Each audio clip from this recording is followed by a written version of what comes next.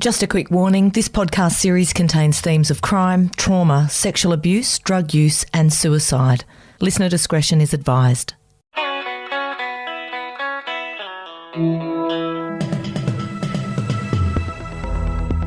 You're listening to Errol, Parker and Clancy Overall, editors of the Batuta Advocate on Desert Rock FM. Well, welcome back to the Batuta Advocate radio show, recording live here from the Diamantina Shire. You're joined by myself, Clancy Overall, and Errol Parker. How you going, Errol? I'm good, mate. It's finally a fine Friday up here in the Diamantina. We've had a lot of wet weather up here. There's a lot of the rivers up here are at capacity, so it's good that it's all about to flow down to New South Wales and get out of our hair. And big news around the country this week, particularly in the top end. You wouldn't read about it, but the Northern Territory government have decided to raise the age of criminal responsibility to, wait for it, 12 years old. How generous of them. What was it before? It was 10. So we're no longer locking up 10 and 11-year-old kids, which is great news. But I also think, 12-year-olds aren't even teenagers yet either. I think we've got a long way to go. We've spoken about this a bit before in Batuta, particularly in Queensland top end. You know, the issue of youth crime is a real issue. And for anyone up that way listening who think we're out of touch, don't worry. We've been to these towns. We know that it can get pretty rowdy in the wild north. But we also know there's a lot of issues surrounding all of this, and youth crime isn't the start of the problem, but it is the start of a system. And today's guest, I guess, has some expertise in talking about that system as a product of that system at one point of his life. He's gone on to do many, many, many things since his time at Her Majesty's Hotel, or His Majesty's Hotel nowadays. Thank you for joining us, Russell Manser. Thanks, Errol, and thanks, Clancy, for having me. It's a pleasure to be here. I'm a big fan of the program. Now, Russ, we want to talk to you. We've seen you on Australian Story. We've seen you on the Mark Burris podcast, and we've actually heard your own podcast that you're running nowadays, which is up and running with some big-name guests, the Stick Up podcast. Do you want to kind of give us a little rundown on your podcast and why it's different to, any of the other ones we might listen to? I'm obviously hooked. But there's it's a bit different. You're not talking about NBA, that's for sure. You've lived a completely different life to a lot of people out there who are in this space. Yeah, well, the stick up comes from my former career in the banking industry, in particularly the withdrawals department, which allowed me to dress in balaclavas and cheap clothing that was disposable. Yeah, well, my podcast, The Stick Up, we try to get an array of guests on. And the common theme is how people overcome adversity. And, we've interviewed abuse survivors, professional criminals, businessmen. We got Dr. Charlie Teo coming up shortly. A lot of sportsmen like Jeff Fennick, Shannon O'Connell's coming on the show. Danny Green's with us next week. We want to know what it's like. And in particular, I think there's a great analogy with sports people that get sat on their ass. And what does it take to overcome that adversity, get back up, and win? Yeah. I mean, you're a prime example. This is not necessarily in the sporting arena, though. I never have seen you in the ring. I haven't seen you on the pebbles either, Russ. I reckon you could stand 8. I'm sure you've had too many times in your life. Can you tell us in this metaphor? I want to talk about your adversity. I know you obviously run an organisation that helps people that are in a similar position to you, the voice of the survivor. You're a great advocate for abuse survivors, and you're also a great advocate for ex-cons. But your adversity, you can put it down to a number. You can actually put it down to how, the time you did. I just want to kind of talk about that now. How old were you when you first kind of entered the prison system, and how long in and out do you reckon you've done in those kind of facilities? Look, I first went to the notorious Darrick Boys Home, which is the subject of a 60-minute story where there was a lot of abuse. I didn't escape that abuse. I done an apprenticeship on how to steal Porches when I was at Darrick, and I got my trade. I later stole a Porsche at the age of 16, got in a police chase, and the judge in his right mind thought it'd be a great idea to house me at Long Bay Prison with the worst degenerates in the country at the time, and thought it would be a great way to deter me from future reoffending. Unfortunately, it didn't turn out that way. He's Judge Nostradamus got it wrong that time, which led to me spending 23 years in the penal system with serious problems, serious underlying issues of abuse, which I covered with serious drug addiction. And I had to really escalate my criminal behaviour to support that drug addiction. So, I mean, the whole lot of factors there, and as you point out, and I'm sure as you would be aware in your time in prison, that a lot of the issues that land people in prison could be treated without prisons. I want to kind of talk about those stints outside of jail. Were you part of this? We've all seen Two Hands. We all know what Sydney used to look like according to the TV screens. Blue Murder, Two Hands, Underbelly. Was it the Wild West? And were you riding on horseback in the Wild West?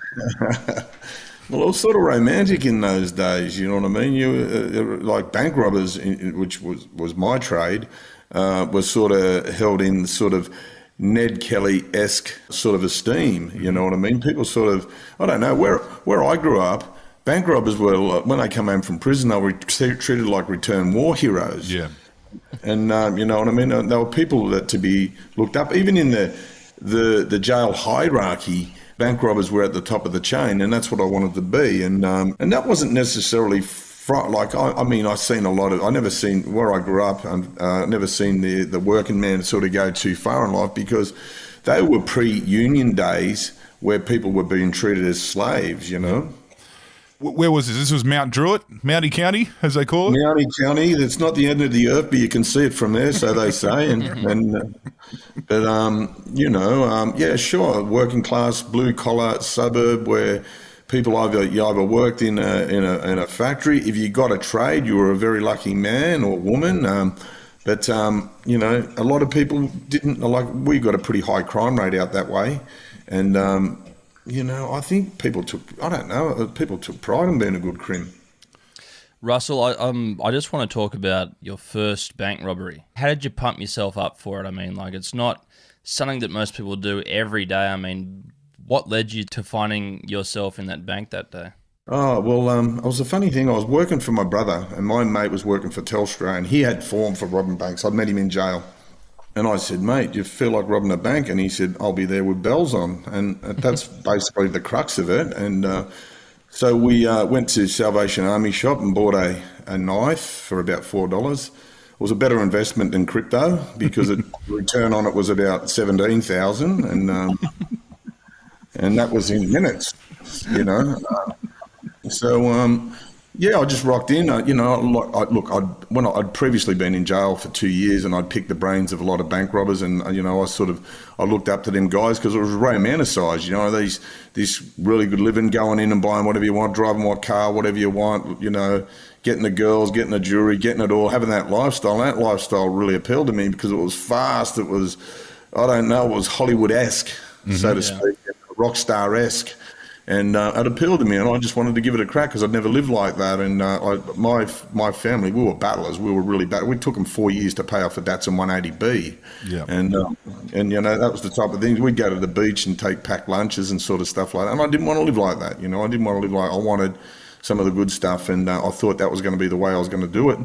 Funny thing about that bank, you know, we robbed that bank, and I got more shoes than Imelda Marcos. I'm a fan of collecting shoes, and so we went to park. That bank was the Commonwealth Bank at Gordon on the Northern Beach, on the Northern Shore, and went to park the car at Liverpool. As we parked it, there's coppers running us everywhere, and where we parked the car, a bank had just been robbed. Oh, Sydney. Yeah. And they're running past us. It was like, we won the lottery. And I was like, hey, I'll just get out of here. Tell us about the adrenaline. Tell us about the feeling. Well, adrenaline, people talk, I was talking about it recently, people talk about, you know, jumping out of airplanes. And I said, well, robbing a bank's like fucking jumping out of an airplane on coke. Mm-hmm. Yeah. You know, it's really amplified. It's really, and take in mind, in the days I was robbing banks, Roger Rogerson and his crew were running around shooting people. Yeah. Yeah. So, you know, you come out of that bank and you don't know if your head's going to explode like a pumpkin. Yeah. I used to put the forearm over my head, and I'm thinking, you know, that might save the day, but a 12-gauge shotgun will have a lot to say about that, I reckon. And do you feel these skill sets come out of you? I mean, when you were doing that, I know you did a few banks. Did you feel this? You know, you walk into a room. These are skills that people could use in non-criminal activities, mind you. Walking into a room, telling people where to stand, telling people to cooperate, telling people how it's going to happen. Did you feel those kind of like a natural skill set, or was it all in one motion? Look, you know what? I was always told by really good bank robbers to keep the place calm, right? Because the last thing you want in one of those situations is people panicking, because that's when things go wrong. And it was just one of those cases. It was a communication. It was a tone of the voice, and I think that's carried on. And how I'm really careful these days in business myself, my tone of my voice, and the tone of your voice in a bank in a high intensity situation can be crucial. So I was always soft. It was always like, okay, I'm here. No one's going to get hurt. The money's not yours. No one's got to be silly. I'm just going to get in. I'm going to be here for 10, 15 seconds. And I'm gone out of your life. You'll never see me again. And it was that calmness that I sort of brought to it, and to be described in the papers after that as the gentleman bank robber. Look, I'll take that as a compliment.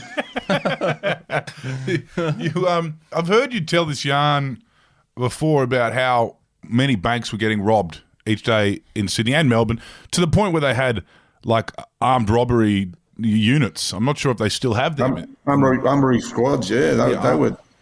Yeah, and you know what? Those guys were fucking pirates, I tell you. And they were hoping to catch you so they could rob you. Yeah. And that's what they did. And I'm pretty sure they were letting blokes do it so they could get them with the cash and rob them. And, I'll tell you a funny thing about bank robberies. You would rob a bank.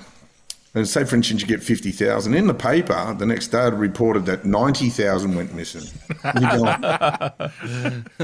the old bank manager pocketing the leftovers, you know what I mean? Yeah.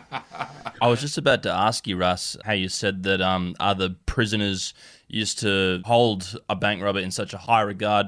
How did the cops used to treat the bank robbers? Well, the cops in the stick-up squads, I've actually made friends with Gary Jublin, who was on the squad, stick-up squads, and maybe at the time when I was doing my work, and he was sort of in that police force. They were classed as rock stars, and so were we. So you know what I mean? It was one big rock concert, basically. Yeah, Cowboys and Indians. Yeah, they were the rock stars, Was there ever any, we got him, we finally got the gentleman? Was there any, come down with get a photograph, Al Capone style, when you blokes would get caught? Oh, look, on the last one, that last bank robbery I got pinched. The party was over, but I kept on turning up. And I robbed my last bank at fucking 2014 on the Gold Coast. Jesus Christ. That's It's 8 years ago. That's not long ago, Russ. I mean, obviously, I know a lot's happened in your life since then, and and the reform, and we've seen it in your work, and in obviously your storytelling and your podcast and everything, your advocacy. But tell me, in 2014, the year the Rabbitohs won the grand final, the mighty Rabbitohs, how much cash was there to get out of a bank? I would have made more money on the dole that year.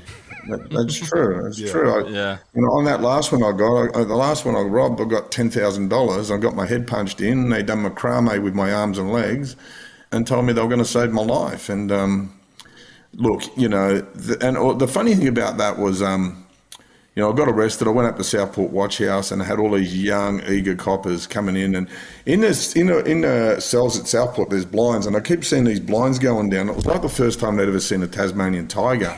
They don't get many of them on the Goldie anymore. No, and it was just funny, and it was funny because it was sort of a scene out of a movie, and they've pulled me in. There's all these about 5 or 6 young coppers standing around, and they're saying to me, mate, do a record of interview. And there was an old copper sitting in the corner, bald-headed bloke, rolling his eyes as soon as he was. I think he was a bit embarrassed at the eagerness of them, And they're going, mate, do a record of interview. It'd be the best thing you do. And a record of interview entails getting you to admit what you've done. And I just looked at him and I looked at him and I said, mate, I've never seen someone moonwalk back into prison saying that the record of interview was the best thing I've ever done. And I said, I'll fucking tell you what, it ain't happening today. In your story, of kind of it's a strange story. This came up. There was a moment in between your stints, as you said, you did, close to 25 years. 23. I've done 23 all up. Yeah. 23, 3 different states. You got pinched in the Territory. You got pinched down south. There was a moment where there was a clearing. There was an eye of the storm, I'd say, in your kind of criminal career. And I think this is quite interesting because it actually does speak to recovery and how. And how you've actually, it's an ongoing thing, And there was an eye of the storm where you weren't about that life for how many years? Yeah. 6 years. I stayed out of prison. I got out of jail. I'd done 8 years. The longest stint I ever done. I'd done from 1990 to 1998. And I got out in 1998. That was a good night, and well celebrated. And we nearly died of eating a prawn. But what happened was I got out and I got a job. I just got straight out. I was a fitness instructor at a Japanese jockey school of all things. And, on the coast somewhere? Or? Yeah, Cabarita Beach, up Northern Rivers there. And I was a fitness instructor there. One of the Hells Angels got me the job there. And then, I met the mother of my kids, and then we started a telemarketing business. We were selling advertising in magazines. I don't know, some might say it was dodgy. I just say it was legit because everyone got a magazine. Everyone had put an ad in there. We'd done 500 ads. Everyone got a magazine. So we had a publishing company, and I stayed out of trouble for 6 years, had 2 kids, bought a house, all that. So you were living the suburban life? Was that what was happening here? Your school pickup, school drop off? Yeah, doing all that. And I was, I bought a house like I grew up in the Western Suburbs. There's no beaches in Mount Druitt, and I always wanted to live near the beach. We bought a house near Currumbin Beach there, and I wanted my kids to come up there. But there was always the underlying of the abuse itself that was perpetrated on me. And until I dealt with that, I was always just putting a Band-Aid on it, Mm-hmm. And, the greatest Prime Minister this country's ever seen, I reckon, is Julia Gillard. No one can tell me any different, and I'll punch on over it. She introduced the Royal Commission into institutional responses to child sexual abuse, and it changed my life. Yeah. Because what happened from there was I was afforded proper trauma counselling. I got to realise what it was all about, what my behaviours were and what my thinking patterns was. And it allowed me to have genuine remorse for the people who were in the banks, what I'd robbed. Because I could tell them I was sorry all day, but I didn't mean it. Yep. But until I knew what trauma was and my own trauma and how it impacted on me, and I was riddled with guilt. When I really comprehended what trauma was, the first thing it started to do was riddle me with guilt to what I'd done to other people. And that's when I had genuine remorse. Yeah. And so it didn't matter how, tidy you were keeping it. You were a fitness instructor. You were off the gear. You were living on the coast. 12 and a half years clean I was, And then one day, obviously, as you said, you still hadn't reconciled with a lot of that stuff that had happened to you. I mean, a lot of stuff, as it turns out, had happened to you as a young kid. And, even in the adult prisons, you said they put you in there prematurely. So, there was a lot of abuses, be that abuse of power or just, abuse. And then you find your way in the prison yard talking to people. We actually become a problem for the system in a good way. You were a problem for the system when you were robbing banks, but you actually became a problem for the system when you started this advocacy for people in similar positions to you. I kind of want to talk about how, once you had identified, trauma and you kind of were working on that, how you go as, someone who's walking in both worlds, someone who is, you're able to talk this stuff that a lot of people would rather bottle up, but you're also, a hard man in the yard, still a prisoner at this point, getting blokes to come forward and join you. For sure. You know what it was? In prison, you got two, in a lot of prisons, you got 2 phones in one yard. So people are communicating with their family. You're in the yard, so there's 60 blokes, 50 blokes in the yard, and everyone knows Johnny's fucking kid, scored 3 tries in a weekend, and the other kid caught 3 fucking brim on the Tweed River. Everyone knows everyone's business, right? So I'm on the phone, the jail phone, talking to the Royal Commission, Institutional Responses to Child Sexual Abuse, and I could see a few ears pricking up. They thought I was up to no good. They thought I was possibly talking to coppers, and so I had to call a yard meeting, right? So I just want to talk about this. Sorry, yeah, a yard meeting. A yard meeting sounds like a pretty bold thing to do. Everyone in the yard, come up, listen to me. This is what I'm saying. It's like a union, a toolbox meeting. It's like a toolbox meeting on a building site. I called the yard meeting, and I said, you know what? I said, I'm not talking to the police because the young dickhead kids, like the ones that have got no idea, would. The older blokes would say he'd never do that, he'd never be talking to the police, but the young ones get sus and they start whispering. So I said, look, I'm not talking to the police, I'm talking to the Royal Commission about the abuses that happened to me, because I'm sick of living like this and I want to fucking make a change. I want to get the appropriate treatment to fucking get over it. And fucking that 60 bucks, I won't say they give me the clap because it wasn't but they, I mean, it was just one of those things where it was really well celebrated. And over a period of time, about 60 blokes come to me and told me their story, and I put them in contact with the right people. And it was recognised by the Royal Commission that I was a really good advocate, and it planted a seed in me, because I had lawyers and psychologists and psychiatrists tell me this is what you should do for a living when you get out. And I had a few dreams. I laid in my prison cell, and I was doing tertiary prep, which is the equivalent of HSC, and I really sort of thought, you know what, the seed was planted in me that I was good at it. I was good at identifying, survivors. Mate, I was getting these notes come to me, and it was like, mate, I want to talk to you out in the Oval, and I was normally that means someone wants to fight you, so I put the steel cap boots on and fucking head on out. And then you go out there, and old mate goes, mate, you give me a hug, and he'd say, mate, I want to tell you I was abused too. How do I go about doing this? Well, pretty fucking hectic, violent people were telling me these stories, So, I got extradited to New South Wales. I went to New South Wales prison. I had 2 weeks to go, and the coppers, the beautiful coppers that they are, they waited 4 years, and I was getting paroled to a rehab, and they waited 4 years, and they charged me with 6 additional bank robberies before I was getting out. And so what happened? My lawyers seen through it, ended up getting me out on bail to a rehab up at Coffs Harbour called Adele House, and then. And I thought, what, I'm going to give this a real crack. I got offered the general manager's job, 70 grand a year in a Corolla, at the rehab. They really, because I had more recovery knowledge than anyone that worked in that rehab. I went there 4 years clean. The reason for me to go to the rehab is I needed to learn some living skills. I had none. I didn't know how to pay bills. I didn't even know how to send an email until 3 years ago. Yeah. So I went to the rehab, and then I got myself a little 1-bedroom unit on the waterfront there at Coffs Harbour, and I started The Voice of a Survivor. I started with a laptop that I didn't know how to use, but it looked good for the photos on Instagram and Facebook.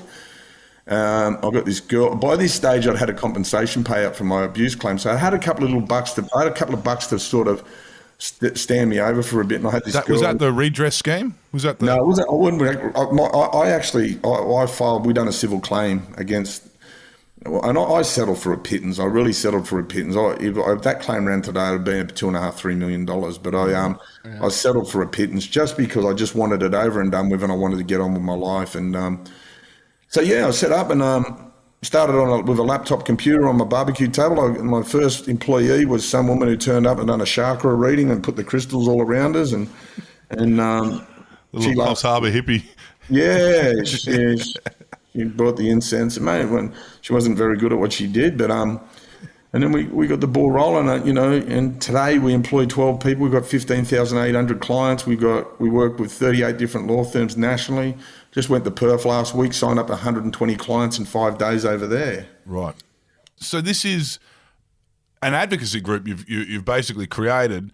I mean, when we talk about the justice system, there's a lot of conversations that people don't want to have, Maybe a lot of these blokes could do better in a mental health facility. A lot of these blokes could do this and that, A lot of these blokes, we'd have a better chance of understanding if we looked into what happened to them. As you said, Julia Gillard at least made that call. Do you find you're becoming an inconvenience for a system of do-gooder politicians? In Queensland. Queensland's the home. JB Occupeterson is alive and well in Queensland. Mm-hmm. I can tell you the spirit of that bloke's running through the veins of that joint. Like as far as making decisions. And they tried shutting us down up there. They had an inquiry recently, and they said, "Fucking mate, we never had a chance to respond to nothing." But we're not finished there. But Queensland is, but not necessarily. I'll tell you, New South Wales are really good respondents. They welcome it. Justice Garling at the Supreme Court is a big fan of what we do, and he makes a lot of decisions on that, and he often gives us praise for what we do, and I think the judges are seeing, when I fronted up on those charges, those 6 robbery charges, and this is something I'd like to talk about, because I was out on bail for 18 months, and I had to front up to the district court, Downing Centre District Court, on 6 robbery charges, which I pleaded guilty to. I would have beat 4 of them, but I just pleaded guilty to get them out of my life. And the judge he said to me, if I was to put you back in prison now, he said, I'd be doing a big disservice to the community because you've now become a community asset through the work that you do. You know, man, that was fucking, man, that teared me up because I was described as a scumbag and someone who needed to be punished. Yeah. And that was someone who fully comprehended what had happened to me. And he recognised, he said, if the abuse didn't happen to you, you would have most probably been the CEO of a multinational company. Yeah.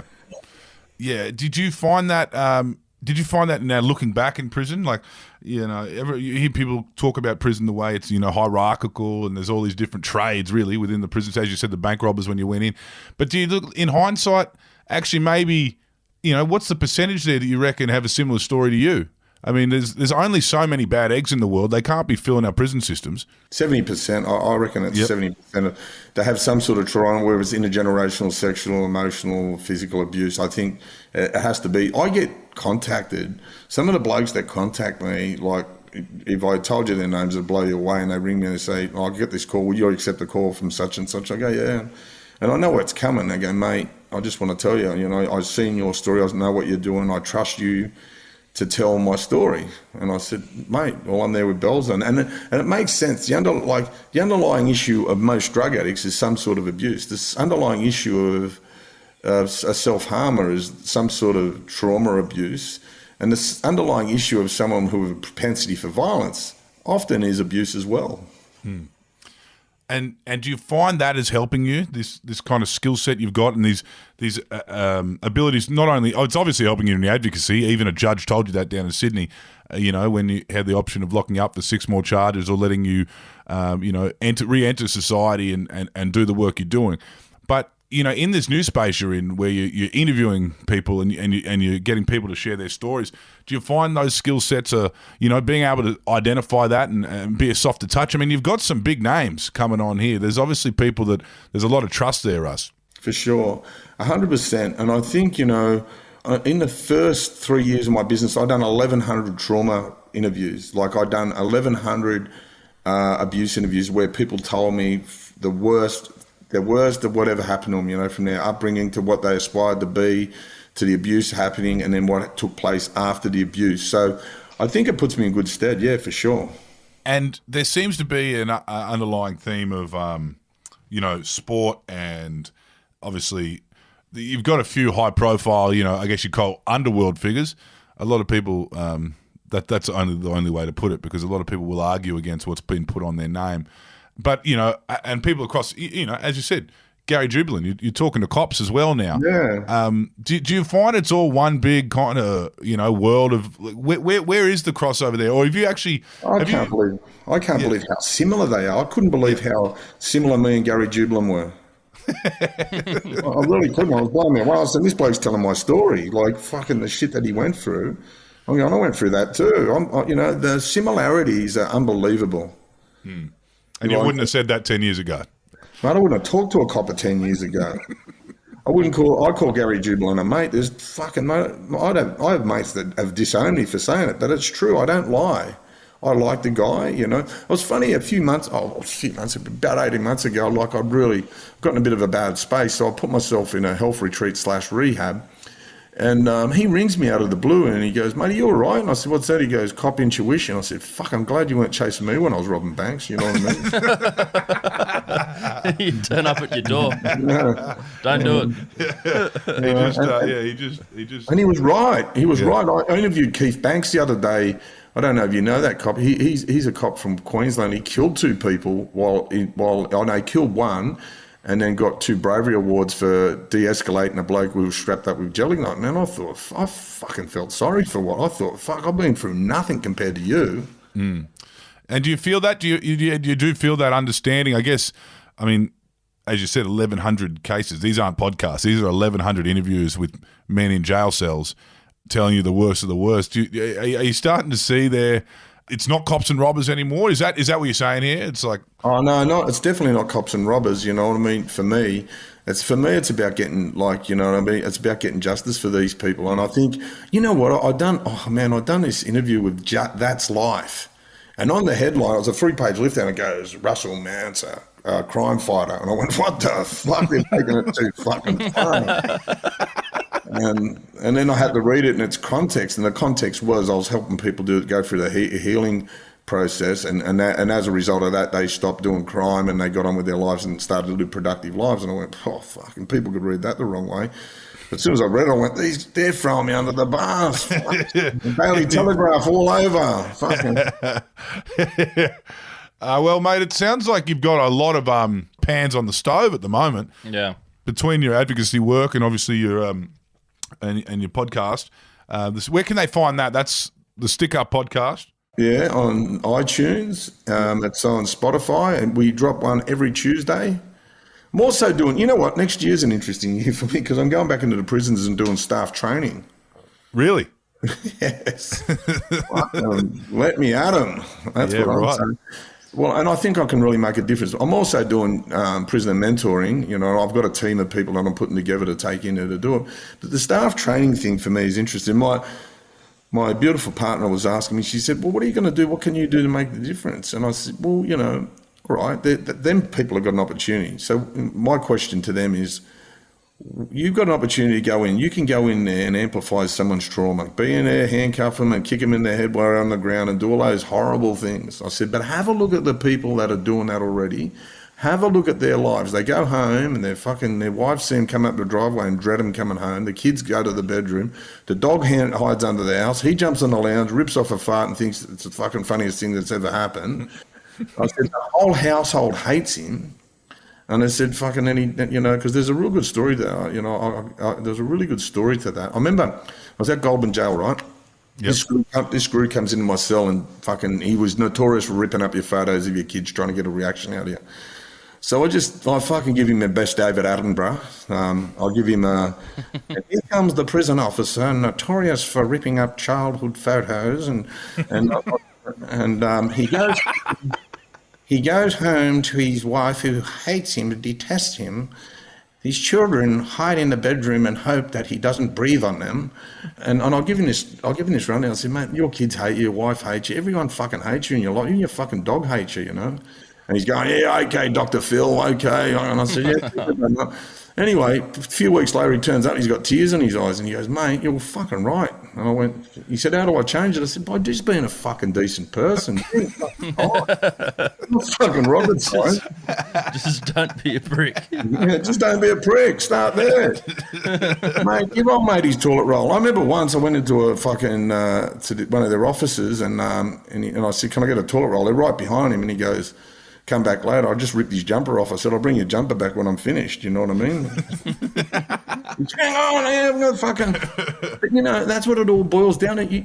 Your job there is to maintain the fucking security of the prison, right? It's not there to kick someone in. That's a fucking act of... How does that make you any better than the people that you got in prison when you're fucking kicking someone in the head with a set of handcuffs on or skitching a dog and all? I don't get that sort of stuff and re-traumatising people. And now I can't wait to do the staff training bit. I reckon I can really make a difference. Well, mate, it's a story of recovery, a very stark, very... A million to one shot, Clancy. Yeah, it is. It's a 1,000,000 to 1 shot, but if we didn't believe you, the fact that you're mates with cops and training screws should be the greatest insight into how far you've come from that system. Did you ever imagine yourself walking back into prison under those circumstances with a visitor badge on saying here for staff training? Oh, man. When I done Australian Story, man, that was funny. I went into Long Bay and I actually went close to the cell where I was abused in, and walking through the gates and being treated like as an equal. These screws are sticking their hands out to shake my hand. I was like, I'm still a bit weary of that. This is taking it a bit too far. And then, but I went through, and a mate of mine, Luke Grant's the Assistant Commissioner of Corrective Services. He used to be a school teacher, and I used to be his clerk, and he progressed all the way to Assistant Commissioner. He really believed in me. He was one of those people that always said, mate, you're going to be better than this one day, and here we are, And then he was the one who approved Australian Story to go into Long Bay. And it was really funny, these people I got to talk to a few inmates and tell a bit about my story. And then and at lunchtime, the screw said, mate, it's time for lunch. I said, fuck, mate, I've done nothing wrong. I'm not eating this jail food, And as punishment, anyway, we went to this big smorgasbord of food, and fucking, mate. And he said, oh, I left my phone in his desk. He goes, oh, it's in the top desk. And fucking went in there. It was like a fucking pistol in there. I go, oh, what the fuck? All these responsibilities you wouldn't be given. But at the end of that Australian story, we done this scene, right? We're walking out the gate. So I have to, as you know, they cut it about 8 times. So I'm walking out the gate. And they said, oh, we're really sorry of that. We just get a few more takes. And I said, mate, we can do this all day. It's like being released 27 times, you know? You spend that long thinking about it. You may as well do it 27 times. It. Yeah. I can do that. I could go back there for a week and do that and feel cathartic, you know? But and life's good, you know? Life's so good. You know what? And I say this, I live by a motto and it says, you know, I give more than I take and I don't go without, you know? And that's what it's all about. I think I found my true calling in life when I'm of service to others, and if I can share my story and change lives. Like me and my girl, we got pulled down to some. I get pulled into it all the time. Like someone's got a wayward, teenager, go and have a chat to them, and you know, and the social media presence and that sort of stuff. It's given me a credibility. And this kid, we walked in, he goes, oh, mate, I follow everything you're doing. And I said, well, here, mate, I'm here to tell you, man, like what you're doing. You're treating your mum like a shitbag. And, you know, I'm going to take that kid out tomorrow and fucking spend a bit of time with him, because a lot of these young, I'll tell you something now, a lot of the problem they're talking about youth crime is fucking shit parents, you know. That's where the answer is. Don't worry about locking the kids up. Lock the fucking parents up. They're the problem. Not always. I'm not saying that because people could have said that about my parents, and my parents weren't shit parents. But, you know, creating mentors for these kids, you know what I mean? Like, man, I do a lot of it unpaid, and I don't want to get paid for it because it's so rewarding watching these kids turn their lives around, you know? People always put a lot of value around street smarts. Obviously, you've got a lot of that, and you probably had it since a very early age. But do you think there in the whole street smarts, you know, people talk about billionaires have street smarts. You know, Kerry Packer actually had street smarts. Do you think there is something lacking in this concept of street smarts in terms of these things, these themes you're now working with? These, you know, you can be the most street smart bloke in the world, but you don't cry. You know, you don't know, you can't identify these things. Do you think there's a little bit of that too? I think that whole concept of not crying, not showing emotion, not telling people how you feel, that's why men are committing suicides in record numbers, isn't it? You know what I mean? That's the crazy bit. What I learned through trauma counselling was that's okay to feel like that, and it's okay to express that stuff, and you know, and there's people that you can express yourself to. I think we live in a PlayStation generation of kids, and they're fucking, and I've got a 21-year-old that's wayward too, and it's really hard because he'll listen to my friends but won't listen to me. Yeah. So, you know, just getting through to them, because it's the know-it-all generation. That's the problem with these kids. It's really fucking hard to get through to them because they know it all, you know, and lived experience, man. You know, that's what it's all about. I think a corrective service, in particular, corrective services New South Wales, and I think Michael Couch-Trotter, Tanya Plebiscite's husband's got a bit to say with it, bringing people in with lived experience. Yep. Yeah. Forget about the PhD fucking criminologist or whatever. Fuck him. Yeah. You know, with his fat fingers and fat wallet. Yeah. Forget him. Bring in someone who really knows. Bring in people with runs on the board, like myself, like Jeff Morgan. I can think of a heap. Jeffrey John Amato. I can, you know, some really good people who have been through that whole system. Know that, like, I talk about this. I say, I've got a blueprint how to do this. I've got a blueprint how to turn this. I'll give it to you for free, but don't waste it because it's a fucking gift. Well, you're doing some good work there, Russ, and we're really loving all these interviews you've got coming out each week. So you've got Danny Green next week. You got I've got Shannon O'Connor. We're going to release hers close to the Ebony Bridges fight. We got Jeff Fennick. We got one of my old favourites, Graham Henry. Yeah. Oh man, I love this channel. I just love. It's like finding these people. I'm telling you, we might have to come back and talk. I've got Mike Tyson in my sights, and I reckon I can get him from my podcast. Yep.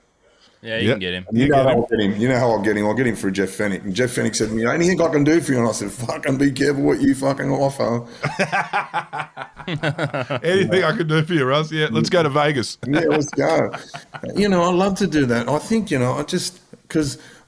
man, I'll tell you, he's a funny guy, isn't he? It's like Ben Cousins is another one we're talking to at the moment. And Ben Cousins and Mike Tyson, there's similarities because everyone wanted to see. They've got countries behind them, backing them, wanting to see them do well. Ben Cousins, everyone's going, mate, you can do it, you can do it. It's like, you know, watching a kid get up to walk for the first time, getting clean. Yeah. Apparently he's clean and doing really well. you know. Oh, that's great to hear. Yeah. Yeah, that is something. Ben Cousins is an interesting one in that there's a general consensus among the communities, like, let's just, it's not funny to make jokes about the Benders anymore, It's Yeah. not funny to talk about everything he went through. Everyone just wants to see him get better, particularly over there in WA. Yeah. It's like Greenie. Yeah, well- Greenie's a god over there, mate. He'd love to see Hannah him. Green?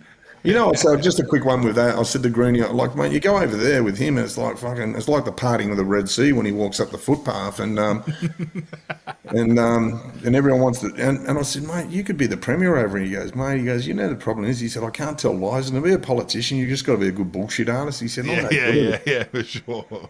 Yeah, he'd be a good boxing promoter. yeah. Well, thanks for coming on, Russ. We're looking forward to all these interviews, and we'll see you around the traps, be that on the Gold Coast or in Batuta. Mate, I'd love to get down to Batuta, mate. I've heard plenty. I'm riding on my. I own a horse. I own a really nice horse, so I'll have to bring her down. I'll have to bring her up there sometime. Yeah, we'll put her on the dirt track. Yeah. Thanks, mate. No worries. Take care, guys. Thank you.